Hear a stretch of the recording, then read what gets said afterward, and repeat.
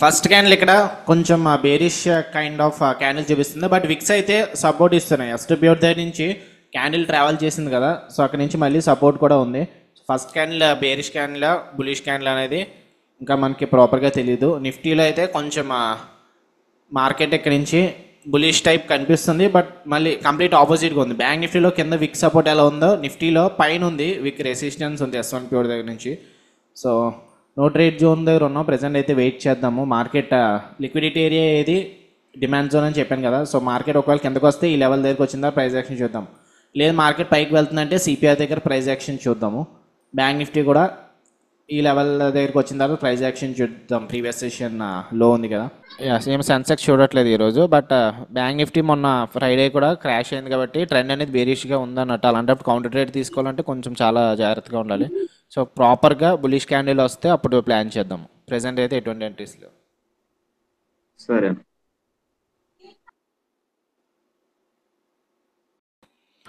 Okay, Nifty అయితే ఈ demand zone breakout అయిపోయింది. సో ఈ లెవెల్ కూడా ఇంక ఇప్పుడు ఇంపార్టెంట్ ఏం కాదు, సో ఈ లెవెల్ తీసేస్తున్నాము. నెక్స్ట్ మళ్ళీ వర్జిన్ సిపిఆర్ ఉంది. ఇప్పుడు on the date of 26th September ఈ లెవెల్ ఇక్కడ వర్జిన్ సిపిఆర్ కింద యాక్ట్ చేస్తుంది కదా, ఇక్కడ ఏమైనా బులిష్నెస్ చూపిస్తే అప్పుడు లాంగ్ ఎంట్రీ ప్లాన్. సో చెప్పిన వర్జిన్ సిపిఆర్ సపోర్ట్ ఇవ్వచ్చని. సో ఇక్కడ గ్రీన్ క్యాండిల్ ఫామ్ అయింది, వర్జిన్ సిపిఆర్ సపోర్ట్ ఇస్తుంది, but at the same time ఇక్కడ లాంగ్ ఎంట్రీ తీసుకుంటే స్టాప్ లాస్ మళ్ళీ కొంచెం పెద్దది అవుతుంది, ఆల్మోస్ట్ 50 points పెట్టుకోవాలి. సో వెయిట్ చేద్దాం కాసేపు. బ్యాంక్ నిఫ్టీ కూడా బుల్లిష్ క్యాండిల్ ఫామ్ అవుతుంది. స్టాప్ లాస్ డేలో కింద పెట్టుకుంటే 150 points వస్తున్నాయి. సో టార్గెట్ మళ్ళీ నెక్స్ట్ రెసిస్టెన్స్ ఏదంటే ఈ లెవెల్ రెసిస్టెన్స్ ఉంటుంది, ఎందుకంటే ఇక్కడ డేలో బ్రేక్అవుట్ అయింది కదా, బ్రేక్అవుట్ అయిన తర్వాత మళ్ళీ పుల్ బ్యాక్ ఏరియా అనేది రెసిస్టెన్స్ కన్నా ఉండొచ్చు. సో కాసేపు వెయిట్ చేద్దాము. బ్యాంక్ ఎక్స్ కూడా ఒకవేళ ఇక్కడ ఎంట్రీ అయితే డేలో 170 points వస్తున్నాయి. బ్యాంక్ ఎక్స్కి రెసిస్టెన్స్ ఏం లేదు, 340 points వరకు వెయిట్ చేయొచ్చు, పర్వాలేదు. బట్ బ్యాంక్ నిఫ్టీకి అయితే ఉన్నాయి కాబట్టి కాసేపు చూద్దాం ప్రైస్ యాక్షన్. సో ఇప్పుడు కొంచెం డిస్కౌంట్ ప్రైస్ వచ్చింది. సో ఆల్మోస్ట్ మార్కెట్ ఇక్కడ వరకు వెళ్ళి మళ్ళీ కొంచెం పుల్ బ్యాక్ ఇచ్చింది కదా, ఇప్పుడు ఎంట్రీ తీసుకుంటున్నాను. 60,300 పుట్ ఆప్షన్, 45 quantities సెల్ చేశాను. So risk 2,500 divided by 45, so 55 points పెట్టుకోవచ్చు నేను. సో 55 + 130.60, 186 పెట్టుకోవచ్చు స్టాప్ లాస్ నేను. So can you see the power of virgin CPR. ఎగ్జాక్ట్గా ఈ లెవెల్ దగ్గరకు వచ్చినప్పుడే బయర్స్ స్ట్రెంత్ అయితే పుష్ చేస్తున్నారు పైకి, అండ్ బ్యాంక్ నిఫ్టీ కూడా నిఫ్టీ మూవ్ అవుతుంది కాబట్టి మూవ్ అవుతుంది. ప్రెజెంట్ ఇది 100కి వస్తే బాగుంది అనుకుంటున్నాను. 105, 104, ఇంకొక 4 points ఉన్నాయి. 100కి వచ్చింది. ఫస్ట్ టార్గెట్ ఎవరైనా తీసుకోవాలనుకుంటే తీసుకోవచ్చు. సో 1250 కూడా హిట్ అయిపోయింది. నెక్స్ట్ అప్డేట్ ప్రాఫిట్ అయితే 1600కి వచ్చింది, లో అయితే 90 వరకు వెళ్ళింది అనుకోండి యాజ్ ఆఫ్ నౌ. నిఫ్టీ ఇక్కడ నుంచి సపోర్ట్ తీసుకుంటుంది, బ్యాంక్ నిఫ్టీ కూడా అందుకే రివర్స్ అవుతుంది.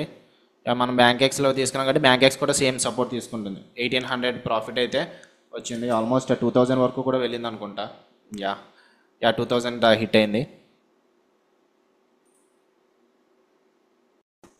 సో ఆల్రెడీ 2000 ప్రాఫిట్ వచ్చింది కాబట్టి సో ఇంకేం చేద్దామంటే ఇప్పుడు మళ్ళీ స్టాప్ లాస్ అప్డేట్ చేసుకుంటున్నాను. ఒక 60 quantities 95 అయింది కదా, మళ్ళీ 110 పెట్టుకుంటున్నాను స్టాప్ లాస్. 30 quantities పెట్టుకుంటున్నాను 110, రిమైనింగ్ 30 quantities అనేది తర్వాత అప్డేట్ చేస్తాను.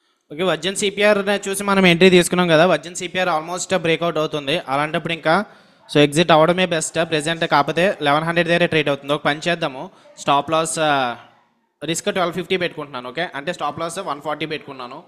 140 హిట్ అయితే క్లోజ్ చేస్తాను నేను. ప్రెజెంట్ అయితే 1200, 1300 రన్ అవుతుంది. ఓకే గైస్, వర్జిన్ సిపిఆర్ అనేది బ్రేక్అవుట్ అయిపోయింది. సో ఎగ్జిట్ అవ్వాలనుకుంటే ఎగ్జిట్ అవ్వచ్చు, బట్ స్టిల్ హోల్డ్ చేద్దాం, ఎందుకంటే బ్యాంక్ నిఫ్టీ ఇంకా డేలో బ్రేక్అవుట్ అవ్వలేదు కదా. ఈ లెవెల్ బ్రేక్అవుట్ అయితే అట్లీస్ట్ ఈ లెవెల్ వరకు అన్నా వెళ్ళొచ్చు. సో రిస్క్ అనేది 1250కి అప్డేట్ చేసుకున్నాము.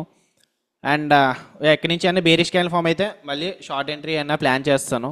ప్రెజెంట్ అయితే షార్ట్ ఎంట్రీ తీసుకోవడానికి ఇక్కడ కరెక్ట్ ప్లేస్ కాదు. 20 MA ఫార్వే ఉంది కదా, సో 20 లేదంటే S3P క్రాస్ అయితే అప్పుడు మేబీ షార్ట్ ఎంట్రీ ప్లాన్ చేద్దాం. ప్రెజెంట్ బ్యాంక్ నిఫ్టీ డేలో బ్రేక్అవుట్ అవ్వలేదు కాబట్టి ఇంకా 1400 రన్ అవుతుంది. 1:2కి దగ్గరగా వస్తుంది. రిస్క్ ఇందులో 1250 కదా, సో 2500 వస్తే 1:2 అయిపోతుంది. సో 1:2 దగ్గరగా వస్తుంది. నిఫ్టీ కూడా ఇక్కడ వర్జిన్ సిపిఆర్ ప్రాపర్గా బ్రేక్అవుట్ అవ్వలేదు, క్యాండిల్ ఇంకా క్లోజ్ అవ్వలేదు. పివోట్ ఇక్కడ నుంచి సపోర్ట్ అయితే ఇస్తుంది, బట్ సో చూద్దాం ఏమవుతుందో. సో ఫైనల్లీ నిఫ్టీ అనేది ఇక్కడ రెడ్ క్యాండిల్ క్లోజ్ అయింది, డేలో బ్రేక్అవుట్ అయిపోయింది. సో వర్జిన్ సిపిఆర్ ఇంకా ప్రొటెక్షన్ ఏమి ఉండదు ఇంకా.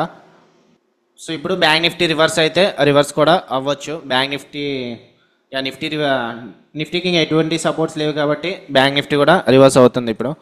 సో ప్రెసెంట్ ఆల్మోస్ట్ 3000 నుంచి 1500కి అయితే బ్యాక్ వచ్చింది. సో చూద్దాం ఏమైతుందో, వెయిట్ చేద్దాం. నిఫ్టీ S4 ప్యూర్ కూడా బ్రేక్అవుట్ అయితే అవుతుంది. సో మార్కెట్ కిందకు వచ్చే ఛాన్సెస్ ఎక్కువ ఉన్నాయి. అండ్ ఇక్కడ లాంగ్ కన్సోలిడేషన్ జరుగుతుంది కదా. సో కన్సోలిడేషన్ ఇటు సైడ్ బ్రేక్అవుట్ అయితే అటు సైడ్ మూవ్ అయ్యే ఛాన్సెస్ ఉంటాయి. అండ్ మార్కెట్ ఎక్కడి నుంచి పైకి వెళ్తుంది, కిందకి వెళ్తే డేలో ఈజీగా బ్రేక్అవుట్ చేసేయచ్చు. ప్రెసెంట్ అయితే ఆల్మోస్ట్ 2200 అలా రన్ అవుతుంది కదా. 1:2 అయితే అయిపోయింది already. Okay, according to spot 1:2 అయిపోయింది. రిస్క్ 1250 అనుకున్నాము.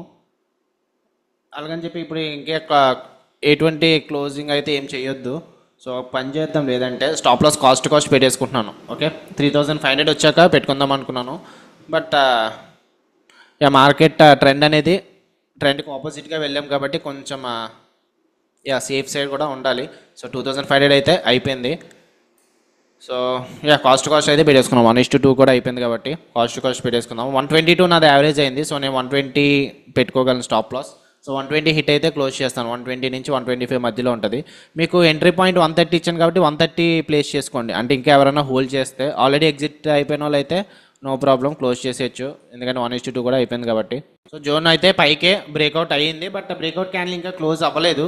సో చెప్పాను కదా, దేనికన్నా భయపడతానంటే 20 EMAకే భయపడాలి ఈరోజు. ఎగ్జాక్ట్గా 20 EMA రెసిస్టెన్స్ దగ్గర ఉంది కాబట్టి market anything can happen. So present 2500 కన్నా పైకి క్రాస్ అయింది. బ్యాంక్ ఎక్స్ కూడా 20 EMA దగ్గర ఉంది. సో జనరల్గా నార్మల్గా 1:2 అకార్డింగ్ టు స్పాట్ చార్ట్ ఎక్కడ ఎంట్రీ తీసుకున్నా కాబట్టి స్టాప్ లాస్ డేలో కింద పెట్టుకోవచ్చు, like 120 points. So target 240 points ఉండాలి మినిమం. 240 ఈ లెవెల్ దగ్గరికి వచ్చినప్పుడు 240 వస్తుంది ఆల్మోస్ట్. ఇక్కడికి వచ్చినప్పుడు 1:2 అకార్డింగ్ టు స్పాట్ చార్ట్ వస్తుంది మనకి. అకార్డింగ్ టు ఆప్షన్స్ వల్ల మనకి బెనిఫిట్ వచ్చింది. అంటే మార్కెట్ ఎంట్రీ ఎక్కడ తీసుకున్నామో దానికన్నా ఎన్ని పాయింట్స్ పైన ఉంది ఇప్పుడు, ఒక 100 పాయింట్స్ పైన ఉంది. సో దానివల్ల మనకి ప్రాఫిట్ రన్ అవుతున్నట్టు చూపిస్తుంది. బట్ ఇంపార్టెంట్ రెసిస్టెన్స్ దగ్గర ఉంది మార్కెట్ ఇప్పుడు. బ్యాంక్ నిఫ్టీ అయితే 20 EMA చాలా ఇంపార్టెంట్ అని చెప్పాను కదా. సో స్లోపింగ్ 20 EMA అయితే ఇంకా పవర్ఫుల్. సో ఇంపార్టెంట్ రెసిస్టెన్స్ దగ్గర ఉంది. సో అందుకు 1:2 కూడా అయిపోయింది కదా. So stop loss cost update చేసుకున్నాను. సో చూద్దాం ఏమవుతుంది. ఇంకొక 120 హిట్ అయితే క్లోజ్. బ్యాంక్ నిఫ్టీ ఈ లెవెల్ జోన్ బ్రేక్అవుట్ అయితే అప్పుడు కొంచెం హై ప్రాబిలిటీ ఉండొచ్చు మార్కెట్ కిందకి రావడానికి.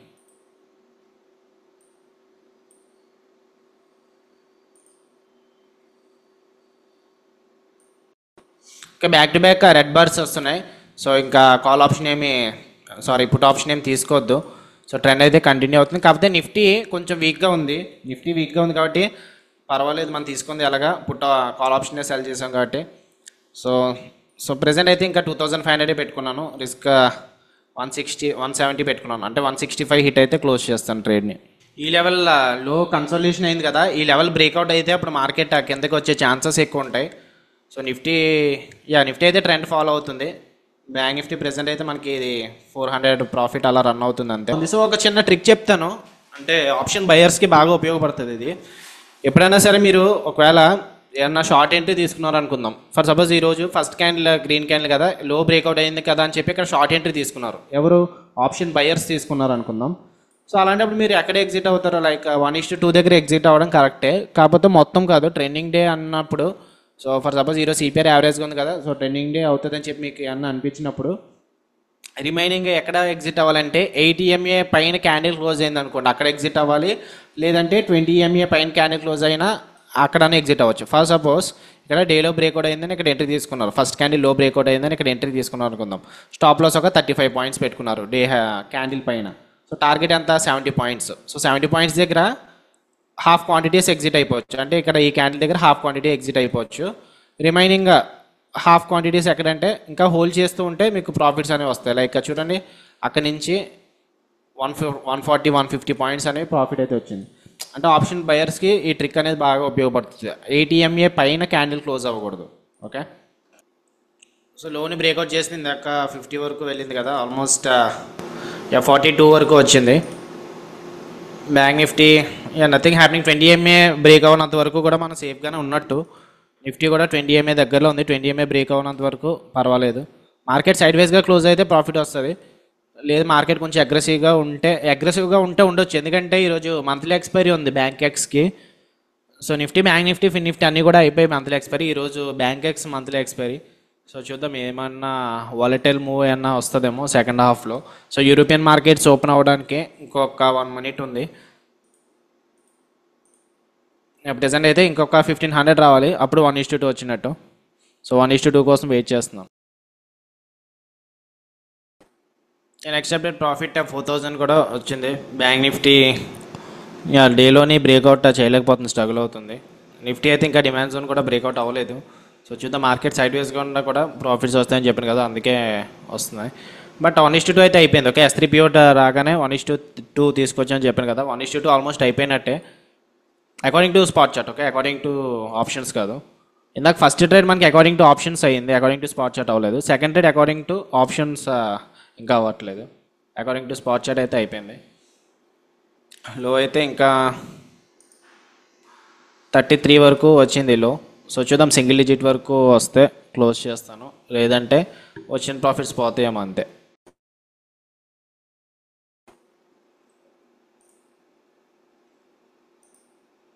మీ ఆల్మోస్ట్ లో 26 వరకు వచ్చింది. సో 4500, ఇంకొక 500 ఉంది. బ్యాంక్ నిఫ్టీ ఇంకా 20 MAని బ్రేక్అవుట్ చేయలేదు, నిఫ్టీ కూడా 20 MAని బ్రేక్అవుట్ చేయలేదు. సో ఇంకా రెసిస్టెన్స్ తీసుకుంటూనే ఉంది.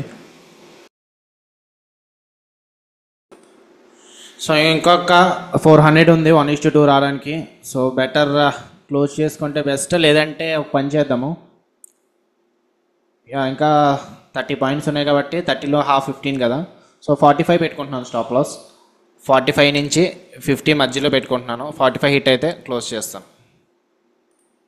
4700, 4800, ఇంకొక 200 పాయింట్స్ ఉన్నాయి. ఓకే గైస్, 1:2 అయిపోయింది. సో ఈ లెవెల్ ఆల్మోస్ట్ 5000 ప్రాఫిట్కి వచ్చింది. రిమైనింగ్ హెడ్జింగ్ కోసం తీసుకున్నాయి, and then first one trailing stop loss కదా, దానివల్ల నెగిటివ్గా ట్రేడ్ అవుతుంది.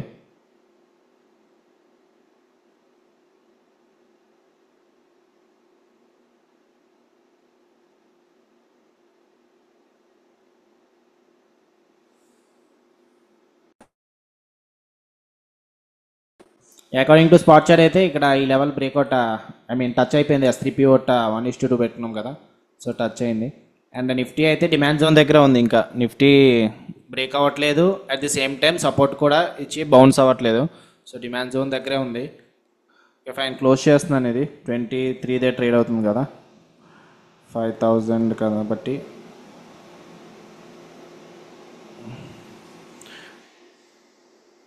24 పెట్టుకున్నాను. 24 హిట్ అయితే క్లోజ్ చేస్తున్నాను.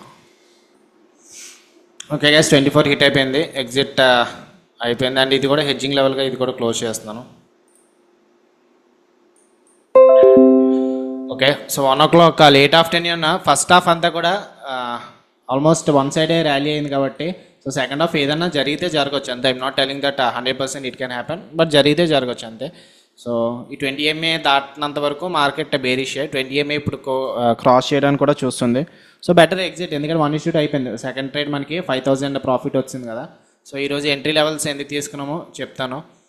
ఫస్ట్ మనం నిఫ్టీ చూసి తీసుకున్నాం. నిఫ్టీ ఇక్కడ వర్జిన్ CPR ఉంది కదా,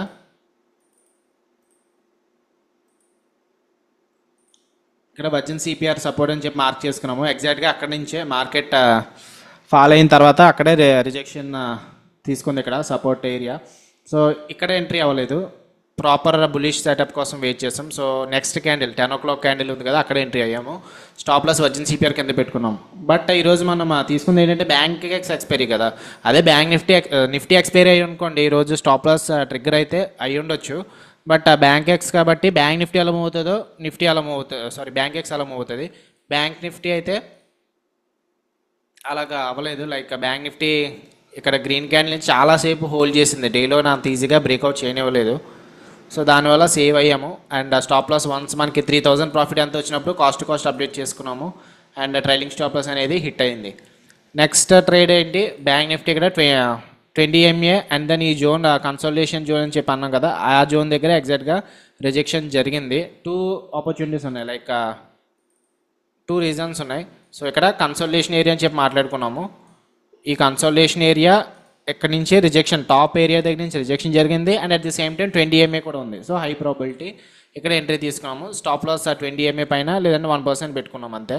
లైక్ ఫస్ట్ ఇక్కడ 110 దగ్గర తీసుకున్నాం కదా, స్టాప్ లాస్ 150 ఎంత పెట్టుకున్నాం. దానివల్ల ఇప్పుడు ఇక తర్వాత పిరమిడింగ్ చేసాం కదా, పిరమిడింగ్ చేయడం వల్ల 1:2 ఫాస్ట్గా అయిపోయింది. అంటే మంత్లీ ఎక్స్పైరీ కదా, సో హోల్డ్ చేయొచ్చు 0 వరకు కావాలనుకుంటే. కాకపోతే స్టాప్ లాస్ కాస్ట్ పెట్టుకొని హోల్డ్ చేసుకోవాలి. అంటే వచ్చిన ప్రాఫిట్ మళ్ళీ 5,000 కూడా లూజ్ అయినట్టే కదా డ్రాడౌన్. ఆల్రెడీ మనకి 1:2 అయిపోయిన తర్వాత హోల్డ్ చేయడం కూడా కరెక్ట్ కాదు, 1:2 అయిపోయింది కదా. So that's about today's live trading session. So profit of the days 4,782. Time అయితే 4 o'clock అయింది, మార్కెట్ క్లోజ్ అయింది. సో 20 ఎంఏ పైకి ఏది కూడా బ్రేక్అవుట్ అవ్వలేదు. ఇందాక లైవ్ ట్రేడింగ్ వీడియోలో ట్రిక్ చెప్పాను కదా, అంటే క్యాండిల్ 20 ఎంఏ పైన క్లోజ్ అయినంత వరకు కూడా హోల్డ్ చేసుకోవచ్చు ఆప్షన్ బయింగ్ ఎవరైతే చేస్తున్నారో, so that they can make huge profits. అంటే ఒక్కొక్కసారి ఆ ట్రైనింగ్ డే ప్రతిసారి అవుతుందని లేదు కదా. ఫర్ సపోజ్ ఈ రోజు ఈ గ్లోబల్ మార్కెట్ వల్ల లేదంటే ఏ ఇతర రీజన్స్ వల్ల కాదు, సెబీ మీటింగ్ జరిగిందని చెప్పి మార్కెట్ డౌన్ ర్యాలీ జరిగింది. నిఫ్టీ బ్యాంక్ నిఫ్టీ రెండు కూడా అగ్రెసివ్ గా అన్ని లెవెల్స్ బ్రేక్అవుట్ చేస్తాయి. ఇక్కడ సపోర్ట్ వర్జన్ సిపిఆర్ ఉంది, డిమాండ్ జోన్ ఉంది.